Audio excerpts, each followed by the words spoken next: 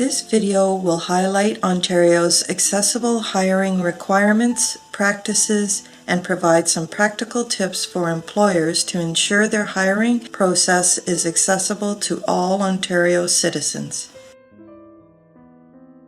Common accommodations in hiring.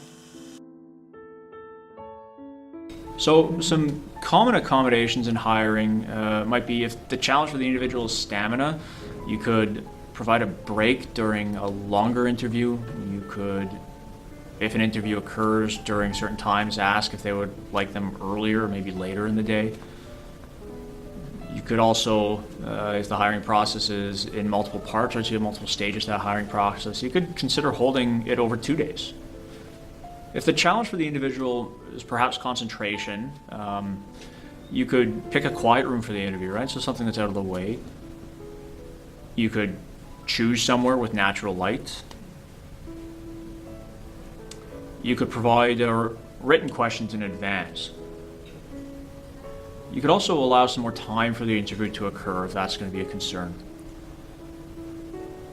If the challenge for the individual is anxiety or an increased stress level, you could maybe only have one interviewer present during that process. If at all possible, you could provide the questions in advance if it's not a test. You could provide the candidate with a written agenda for the day, so what the day is going to look like. You could consider video conferencing or a phone interview if that's more accessible. You could allow a support person to be present if that's something they require. You could also choose a place that can accommodate a service animal, so if they need to bring in a dog or a service animal that they use for their anxiety.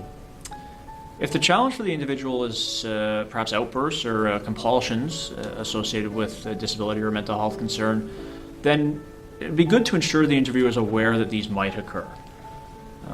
Choose a space away from other workers to put the person that's coming in at ease.